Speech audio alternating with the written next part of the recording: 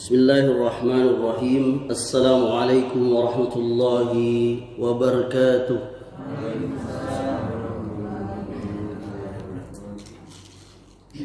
Innal hamdalillah nahmaduhu wa nasta'inuhu wa nastaghfiruh wa na'udzu billahi min shururi anfusina wa min sayyiati a'malina. من يهده الله فلا مضل له ومن يضلل فلا هادي له أشهد أن لا إله إلا الله وحده لا شريك له وأشهد أن محمدا عبده ورسوله صلى الله عليه وعلى آله وسلم. يا أيها الذين آمنوا اتقوا الله حق تقاته ولا تموتن إلا وأنتم مسلمون. Ayahanda dan ibunda serta saudara dan saudariku jamaah salat subuh yang dimuliakan oleh Allah, saya diminta dan dihubungi oleh adinda saya Ustadz Ahmad Farhan maghrib kemarin, yakni untuk bersedia menyampaikan kuliah subuh di masjid yang kita cintai ini. Oleh karenanya, walaupun dengan serba sederhana dan sangat terbatas dari ilmu yang Allah berikan kepada saya, insyaallah tema atau pembahasan yang akan kami sampaikan pada kesempatan kali ini, yakni faidah yang dapat kita ambil dari surah Ali Imran ayat 133 sampai dengan 136.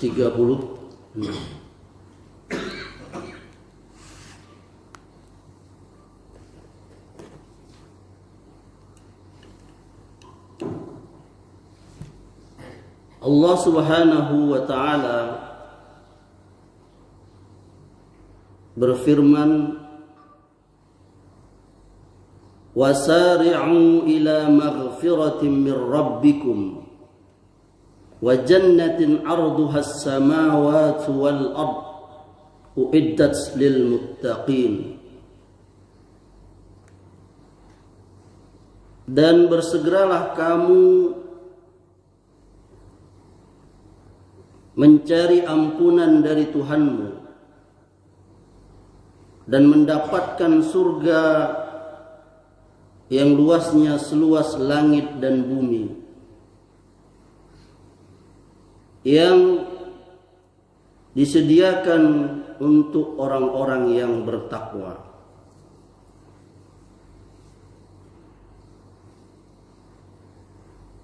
Di ayat ini Allah Subhanahu wa ta'ala telah memerintahkan kepada kita semua, yakni orang-orang yang beriman kepada Allah dan Rasul-Nya, untuk segera cepat-cepat kepada ampunan Allah. Dan kita mengetahui bahwa ada beberapa hal yang harus disegerakan. Beberapa di antaranya itu adalah yakni menyegerakan sholat apabila telah masuk waktunya dan tidak menunda-nundanya. Termasuk juga yang disegerakan itu yakni menikahkan anak apabila anak itu sudah mau menikah. Karena sangat berbahaya sekali kalau ada orang tua yang anaknya itu telah dia lihat indikasi-indikasi untuk menikah. Apalagi sang anak itu sudah meminta. Lalu orang tua itu menahannya. Apalagi dengan asbab duniawiyah. Sangat buruk sekali. Akan terjadi kerusakan yang sangat besar. Apalagi di tengah kehidupan kita yang sekarang ini, di mana hubungan antara laki dan perempuan itu sangat tidak ada memiliki batas itu. Allah mengatakan wala taqrabuz zina, jangan kamu dekati zina. Tapi kita lihat sekarang di hadapan kita, di mata penglihatan kita, kita lihat pergaulan anak-anak kita itu. yakni mereka melakukan yang sesuatu itu yang hanya pantas dilakukan oleh suami istri. Kami sendiri pernah menegur ada sepasang remaja laki perempuan, dan kami sangat yakin bahwa dia bukan saudara, bukan adik beradik. Terlihat dari cara mereka memperlakukan diri masing-masing itu di tepi pantai itu. Saya ketika itu sedang berdua dengan istri, dan saya teringat dengan sabda Nabi itu, man ra'a minkum munkaran falyughayyirhu biyadihi. Kalau kamu melihat kemungkaran, cegah dengan tangan kamu. Ini kemungkaran. Lalu saya menasihati mereka berdua. Apakah kalian suami istri? Apakah kalian bersaudara? Kalian berpelukan, bahkan melakukan hal-hal yang itu sebenarnya pantas hanya suami istri. Lalu mereka pergi. Coba lihat ini. Boleh jadi kerusakan yang terjadi, yang ada pada alam kita ini, itu karena penyebabnya dosa-dosa kita. Dan juga penyebabnya bagi kita yang mengetahui, yang alim, yang berilmu, mengadakan pembiaran itu. Gak boleh kita membiarkan orang-orang melakukan maksiat kepada Allah. Kita menjadi pendukungnya. Lihat, Nabi SAW mendidik kita dari bagian terkecil, yakni keluarga itu. Nabi SAW memerintahkan kita untuk menyuruh anak kita salat. Betul ibunda? Betul ayahanda? Apa kata Nabi? Perintahkanlah anakmu salat ketika dia usia 7 tahun. Ini orang tua, apalagi bapak. Bapak itu terkena itu. Allah katakan, ya ayyuhallazina amanu, wahai orang-orang yang beriman, ku anfusakum wa ahlikum nar. Jaga dirimu dan keluargamu dari apa? Dari nar, dari api neraka.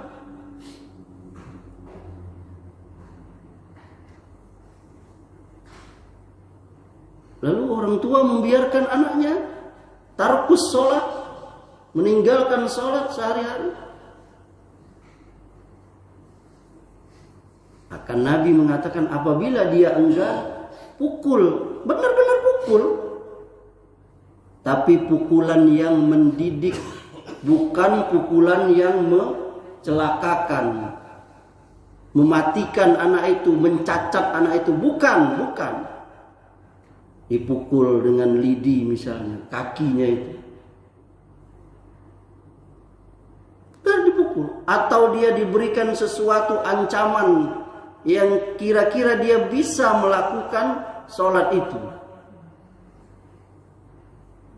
Apabila kamu tidak sholat, nanti papa nggak kasih, mama nggak beri uang apa jajan misalnya. Diberi, ditakut-takuti. Agama kita itu harus ditakut-takuti. Syar'i. Allah mengancam dengan neraka, itu benar-benar ancaman. Sebaliknya juga orang tua bisa juga dengan teknik yakni memberi reward. Apa reward itu apa? Ayo aku baca ngecek aja soalnya. Oh hadiah, reward, bonus. Saya pikirlah apa rewardnya. Kasih kalau kau sholat, kau puasa, kelak mama belikan sepeda, kelak papa belikan sepatu baru. Itu. Sehingga anak tadi. Dan ini cara kita.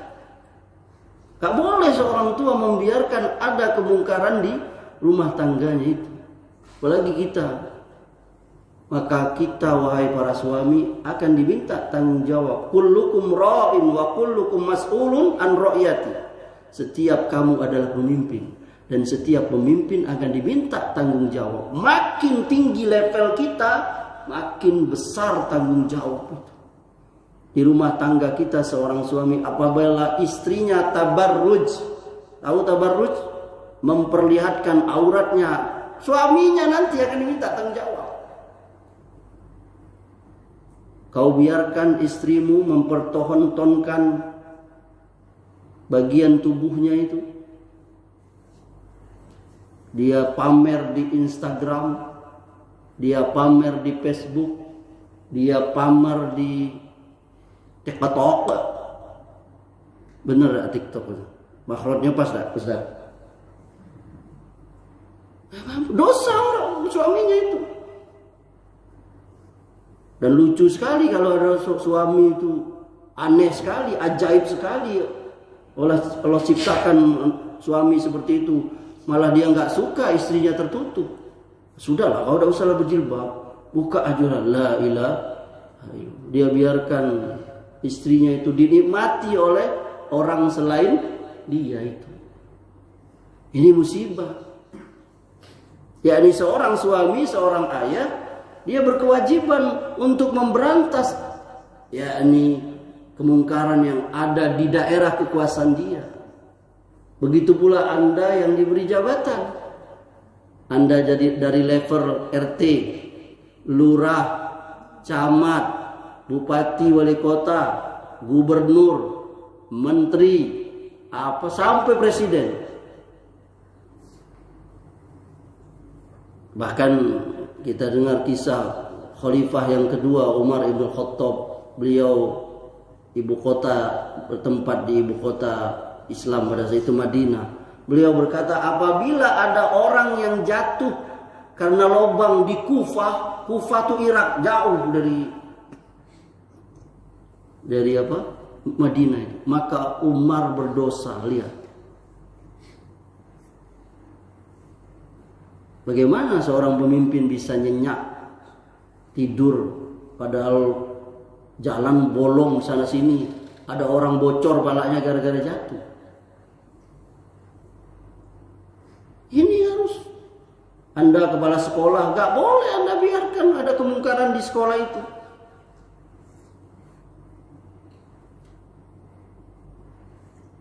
Nah, kita kembali ke tadi. Jadi kita harus bersegera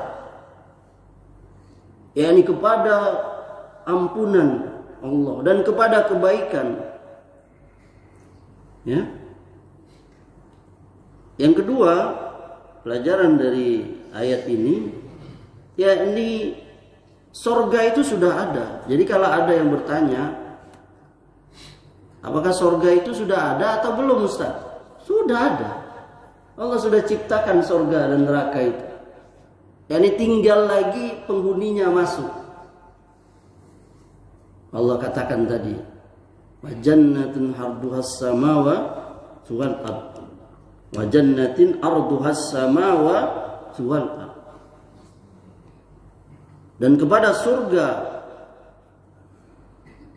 yang luasnya seluas langit dan bumi, uiddat lil muttaqin, yang kami sediakan untuk orang yang takwa.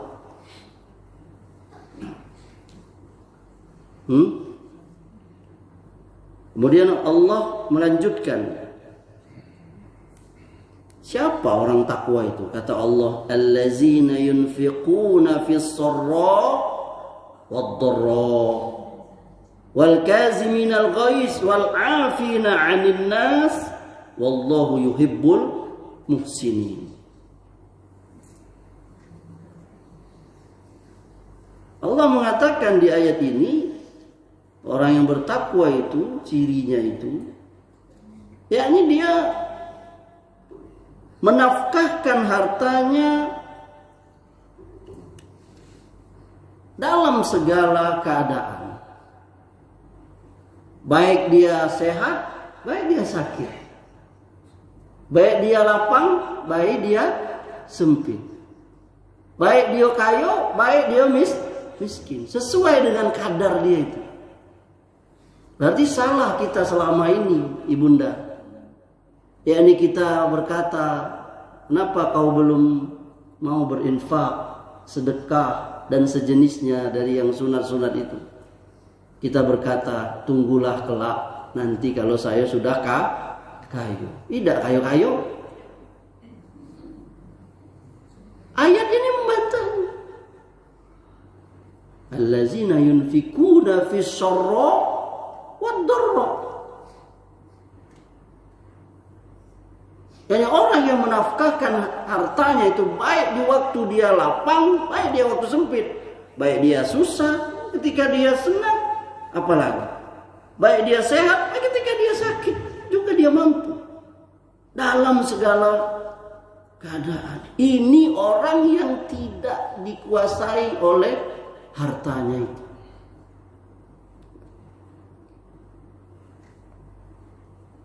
Orang yang beriman itu, hartanya itu, orang yang bertakwa itu seperti para sahabat, hartanya itu di mana? Tangannya, bukan di apa? Di dadanya. Bukan. Dia tidak diperbudak oleh harta. Lihat orang zaman sekarang itu, kaki jadi kepala, kepala jadi kaki, siang jadi malam, malam jadi siang. Cari apa? Cari dunia yang secuil itu. Yang dia dapati itu seperti yakni air apa? Laut itu. Yang semakin diminum semakin apa, ibunda? Haus. Kita minum air laut itu makin haus, makin haus, makin haus. Tidak memberikan kenyang. Maka benar kata Nabi itu, yakni seorang manusia itu kata Nabi tidak akan pernah puas walaupun dia sudah memiliki 2 lembah emas, dua gunung seperti gunung Uhud itu emas. Dia akan cari apa? Lembah dan gunung yang ketiga. Enggak pernah puas. Itu sifat manusia. Dia akan puas apabila nyawanya sudah sampai di tenggorokan atau badannya sudah masuk ke dalam tanah. Subhanallah. Lihat. Salah satu keburukan yang terjadi itu adalah karena seseorang sekarang ini yakni dikuasai oleh harta, dinindak-bobokkan oleh dunia itu. Sahabat tidak, sahabat Nabi enggak. Harta itu di tangan bukan di hati mereka. Kita harta kita di hati kita ini. Ustadz Amri baru punya sendal baru aja tak gosok lagi sholat. Kenapa? Karena takut hilang. Baru sendal, baru padahal sendal jepit juga. Karena sendal jepit itu yang paling laris. Bagaimana orang yang kepasrahannya nggak ada kepada Allah, yang dia memiliki harta sana, dia resah, gimana hartaku yang di sana, gimana? Dia dihinggapi penyakit TBG. Tahu nggak ibunda penyakit TBG itu apa? Takut, bingung, gelisah. Dulu belum punya bini, takut tidak punya bini. Sudah punya bini, takut tidak punya anak. Sudah punya anak, takut itu anak mau dikasih makan apa? Ya makan nasi lah. Masa dikasih makan batu? Penuh dihinggapi dengan TBG. Takut. Padahal Allah sudah mengatakan, wa ma min dabatin fil ardi illa 'alallaha rizquha. Tidaklah binatang melata itu Allah sudah jamin rezekinya. Tidak akan tertukar. Kalau istilah orang tua kita dulu ibunda, kalau memang bukan rezeki kita, walaupun sudah dikunyah di mulut sudah bersin keluar, tidak sempat tertelan. Bukan rezeki kita. Tapi kalau rezeki kita walau sudah di mulut hari mau, kata gaib dulu, jangan takut. Berbagai macam cara Allah memberi rezeki itu. Ini kisah nyata yang terjadi pada diri saya dan sahabat-sahabat saya. Suatu ketika beberapa tahun yang lalu ada sahabat saya yang mengatakan, Ustaz, ada undangan dari fulan. Ya ini di hari Ahad ini, Ahad siang ini, dia menikah. Oh baik, kata saya. Lalu pergilah kami, ada beberapa orang, mungkin kurang lebih 10 orang naik mobil. Ketika di tengah perjalanan saya bertanya kepada dia, mana undangannya itu, kertas undangannya itu. Lalu saya lihat, saya baca, loh, ini tanggalnya bukan tanggal sekarang, Jok, saya bilang. Ikut tanggalnya minggu depan, Ahad depan itu. Bacalah semua. Oh iya dah. Salah ikut, maaf ya Ustaz. Akhirnya saking tak lemaknya, akhirnya diajaklah makan siang saya di suatu tempat Lalu saya berkata kepada tukang jual makanan itu, makan siang kami itu, Bapak tahu nggak kenapa saya dan kawan-kawanku bisa makan di siko? Bapak dikasih rezeki oleh Allah. Dek, karena kawan saya kok salah baca undangan. Lihat cara Allah ngasih rezeki itu. Bapak nggak tahu? Tidak mas, kata. Itu Pak salah baca, saya bilang. Tidak enak dia dengan saya, masuk tak diajak makan Ustaz kok. Lapar Ustaz kok. Ajak. Jadi Anda yang jualan cabai, bawang di pasar, jangan takut. Biarpun samu, kan samu kan loh itu. Jualan di mana? Di pasar tuh. Cabainya samu ada cabainya ibunda. Samu, tidak ada beda. Waduh, cabainya yang bule, yang segi 4 mungkin lah, yang petak-petak mungkin. Samu, keriting kalau cabai. Ada lah yang sebuah 2 buah yang lurus, tapi samu, rasanya samu juga. Tidak ada yang cabai itu yang manis, cak gula, cak susu, tidak ada. Samu, pedas, ada yang sedang, ada. Tapi Allah yang menggerakkan hati kita itu untuk beli di sini, beli di situ. Pedagang itu hanya ikhtiar saja, jujur, harganya tidak mahal nian, ibu-ibu senang nian itu. Jangan mahal nian, jangan tinggi nian harganya, ngembe untung dikit aja. Ibu-ibu hafal itu, apalagi bini saya. Kadang lah dicoba juga loh 5 pedagang. Saya bilang, Dek, sama aja ikut cabai. Tidak, Kak, ikut lebih murah. Oh, lebih murah. Padahal 5 tempat ini. Balik lagi ke awal. Situ lebih murah. Cicak itu dia hanya ikhtiar. Dia tunggu ngintai, kadang nyelip di mana? Di balik AC, di balik jam, benar? Yang menggerakkan nyamuk di dekek dia siapa? Siapa? Allah. Hap lalu di itu ada lagunya kan, ada syairnya tak? Nah, tahu apa dek?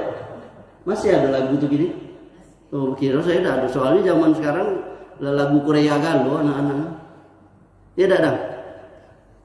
Zaman kita dulu tuh hap lalu ditangkap. Itu cicak-cicak di dinding, diam-diam datang seekor yang datang. Kalau tahu nyamuk tuh bakal dihap oleh cicak tuh, kekira mau dak nyamuk tuh deket? Mana maunya. Tapi Allah sudah atur itu. Namanya kita beriman dengan takdir.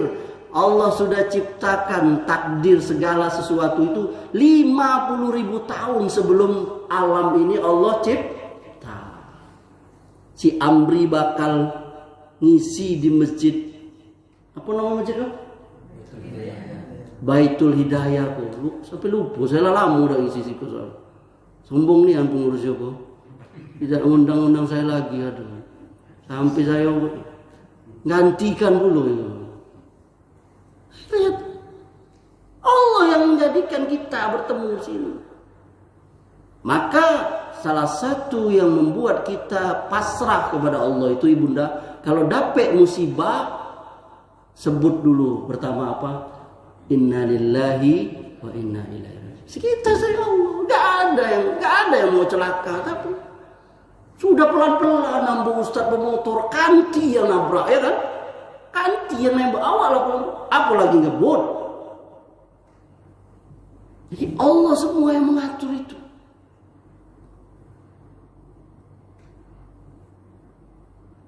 Kita hanya ikhtiar sebagaimana pedagang tadi, sebagaimana cicak tadi. Kita kembali ke pembahasan kita.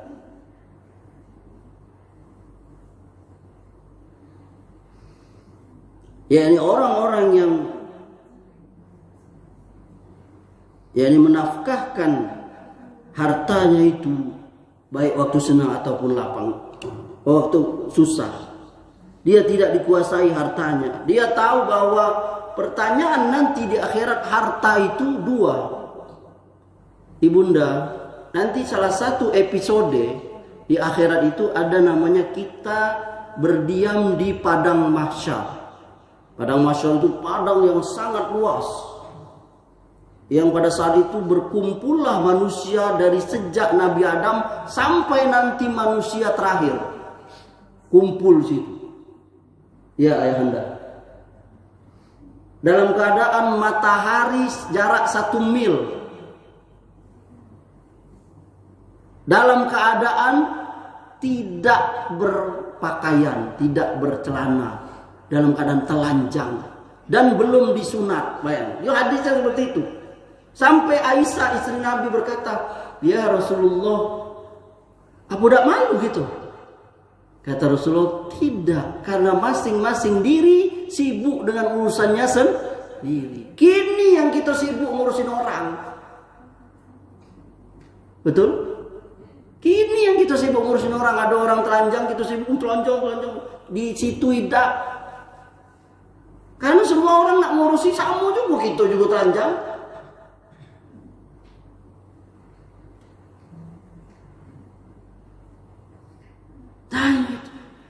Itu pasti terjadi. Itu salah satu episode itu dalam perjalanan panjang kita menuju akhirat itu.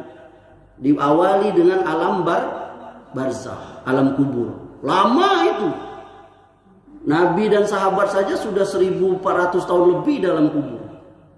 Datuk saya meninggal tahun 65.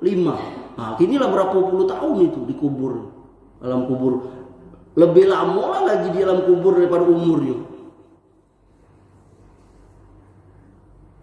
Lalu apa yang kita cari dunia yang segelintir ini? Demi lamanya itu lama. Dan orang pada saat itu kata Nabi sesuai dengan amalnya masing-masing. Oleh karenanya ada yang keringatnya itu semata kakinya, ada yang keringatnya itu selututnya, ada yang keringatnya itu sepinggangnya, ada yang keringat itu sebahunya, ada yang tenggelam oleh keringatnya itu. Maka beruntunglah orang yang dapat namanya bantuan pada saat itu. Salah satunya adalah 7 golongan itu. Nah, nanti ada pembahasan itu. 7 golongan yang dapat syafaat di saat tidak ada syafaat di padang mahsyar itu. Satu di antaranya itu adalah orang yang pencinta masjid. Pemuda yang habis waktunya di dalam jalan Allah. Pemimpin yang adil. Nanti periksa itu hadis Bukhari Muslim. 7 orang golongan yang mendapat syafaat di padang mahsyar itu. Kita berusaha jadi salah satunya. Termasuk orang yang menafkahkan hartanya, tidak dikuasai dia hartanya itu. Karena dia menyadari bahwa di saat itulah Allah tidak akan beranjak kaki manusia itu, kata Rasulullah. Anak Adam itu di padang mahsyar itu sebelum dia ditanya beberapa perkara. Pertama, yakni ilmunya dia amalkan atau tidak. Waktunya dia habiskan untuk apa? Dan yang salah satu di antaranya itu hartanya. Hartanya ada 2 pertanyaannya. Dia dapat dari mana dan dia gunakan untuk apa?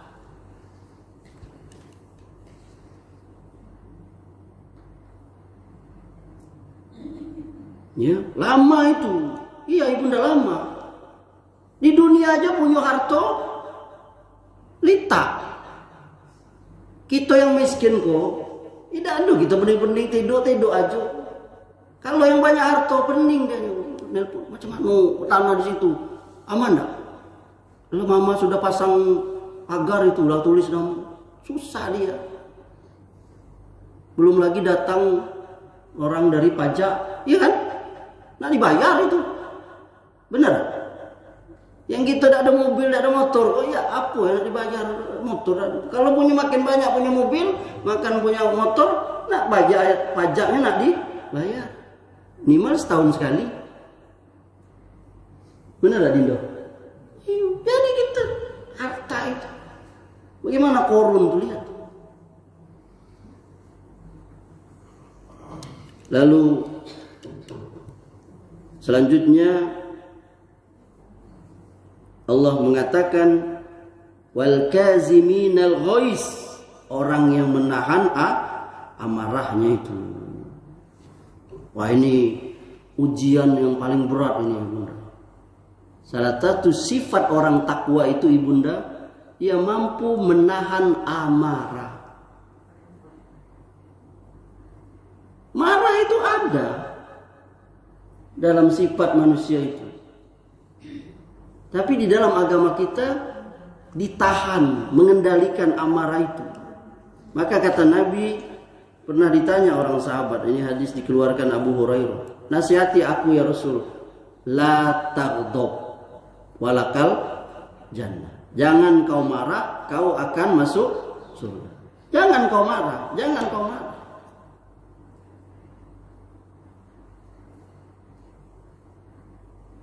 Lalu Nabi pernah bertanya juga dengan para sahabat, tahu nggak kamu orang yang kuat itu? Kata para sahabat, pegulat ya Rasulullah. Kalau mungkin kita sudah sumo ya kan? Bukan, kata Rasulullah. Orang yang kuat itu adalah orang yang mampu menahan amarah. Ini hadisnya dikeluarkan Ibnu Mas'ud. Nah, para ulama semisal Al-Imam Al-Ghazali di kitabnya Ihya Ulumuddin, beliau membagi 3 derajat marah ini. Coba kita bisa memahaminya ya. Yang pertama, orang yang marah itu keras sekali kalau dia marah. Berlebihan. Sampai hilang akalnya itu. Itu terlihat dari apa? Zohirnya tuh, lahiriahnya tuh terlihat. Yakni matanya merah, Wajahnya menjadi buruk. Memang wajahnya lah buruk dulu kan, pemarah dulu tambah buruk. Rambutnya berdiri cak orang kesentrum. Itu terlihat itu. Ini marahnya udah berlebihan ini. Itu dari wajahnya, dari zahirnya, dari mulutnya, dari lisannya itu keluar kata-kata keji, kata-kata kotor, kata-kata penghuni kebun binatang. B1, B2, ya kan? Tahu Mas B1, B2? Waduh. Lancar nih ya nyebut. Coba lihat itu. Gampang. Anaknya sendiri di B2. B2 kau nih. Kece anaknya dalam hati. Lah aku kok anak siapa? Aku berdua berarti mak aku B2 juga. Dia tak ngecek dia kencang-kencang. Karena babi yang melahirkan babi. Nggak mungkin babi melahirkan kancil. Entahlah kalau orang ada penemuan ilmiah. Selama mungkin kita tahu itu. Anaknya jawabnya itu. Maka kalau marah itu jangan kayak gitu ibunda. Yang kalau dia sadar, dia malu nyebut itu tuh. Kenapa bisa aku berkata seperti itu? Dalam setiap daerah ada itu istilah-istilah yang dipakai ketika marah itu. Itu istilah buruk, nggak boleh. Seorang muslim jangan berkata seperti itu. Walaupun dalam keadaan marah. Berbahaya, ya lisan. Ibunda lihat ini kisah menarik. Saya baca dari ini kisah-kisah orang yang dapat hidayah dan kisah-kisah akhir kehidupan. Yang pertama kisahnya Imam Besar Masjidil Haram, Syekh Sudais, Abdurrahman Sudais. Dia cerita bahwa dia bisa jadi imam Masjidil Haram itu karena doa ibunya. Setiap ibunya marah, saya sudah waktu kecil juga beliau cerita, bandel juga sebagai anak-anak. Tapi emaknya itu tidak pernah marah yang numpah. Setiap dia marah, pergi kau kata, jadilah engkau imam Masjidil Haram. Saking seringnya dia itu dikabul oleh Allah. Itu berkat doa ibu saya. Coba ibu-ibu marah dengan anaknya apa? Coba kalau marah dengan anakku, pergilah kau, jadilah kau presiden. Itu marah dengan laki juga gitu. Pailah kamu, jadilah orang kaya gitu.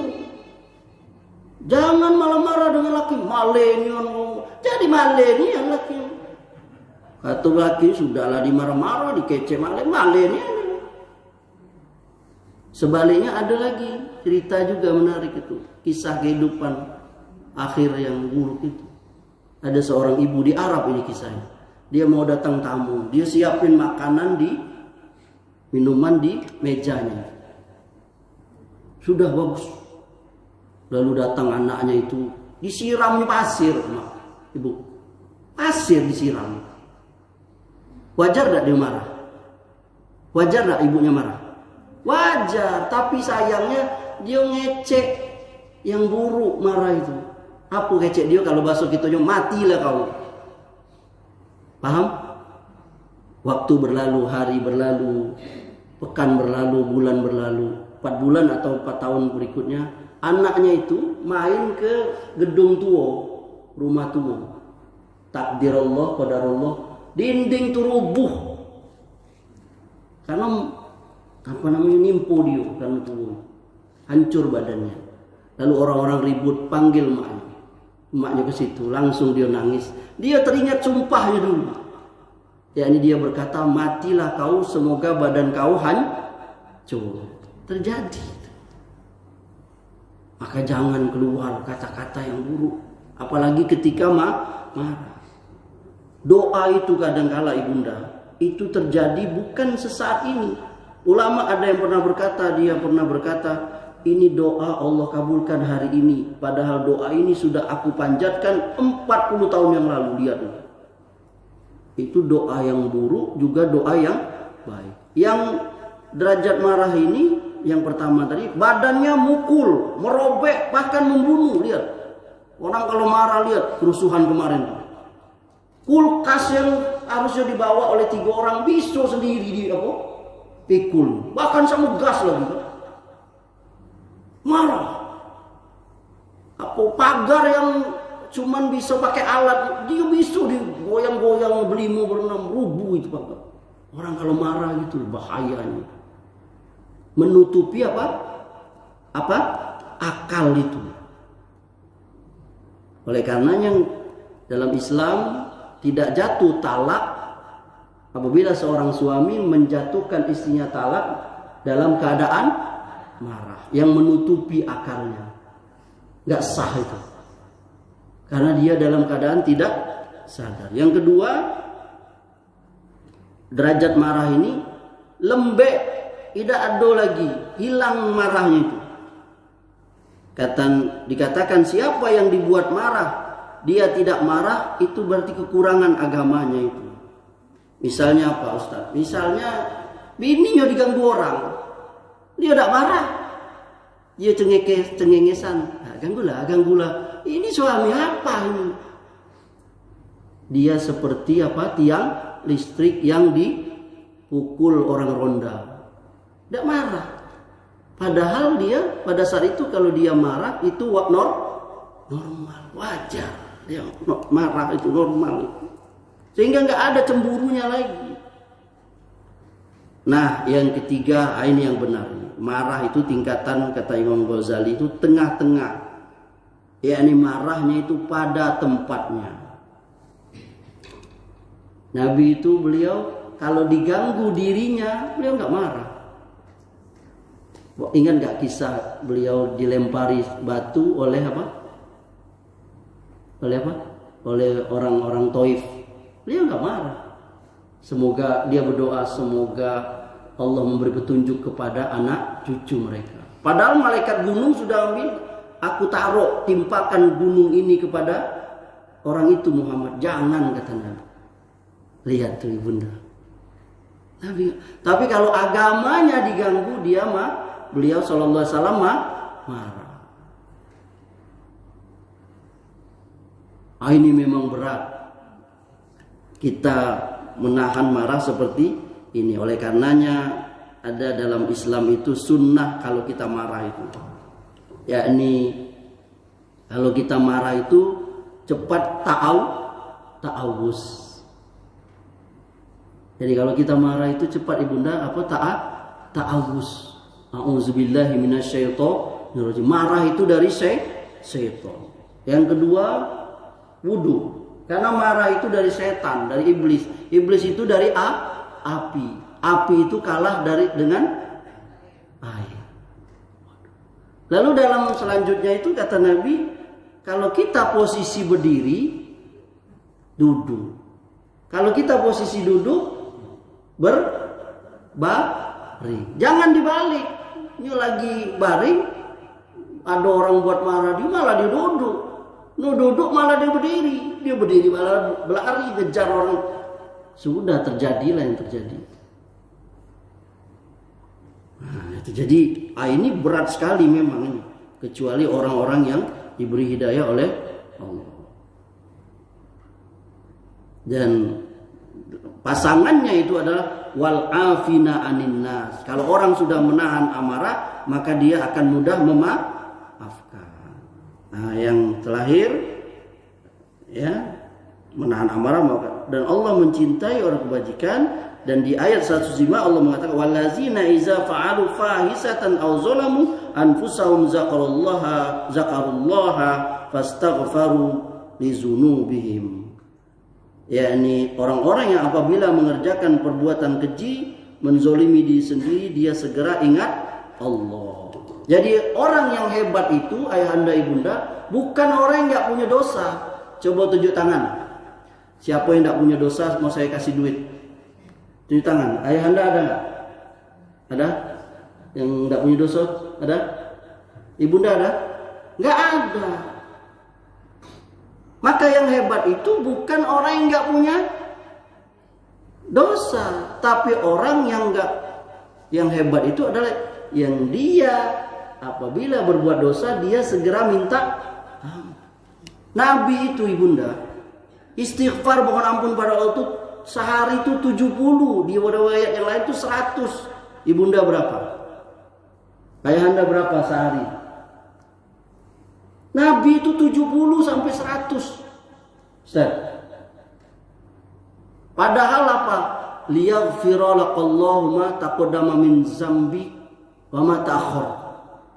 Padahal Allah sudah mengampuni dosanya yang lalu dan dosanya yang akan datang.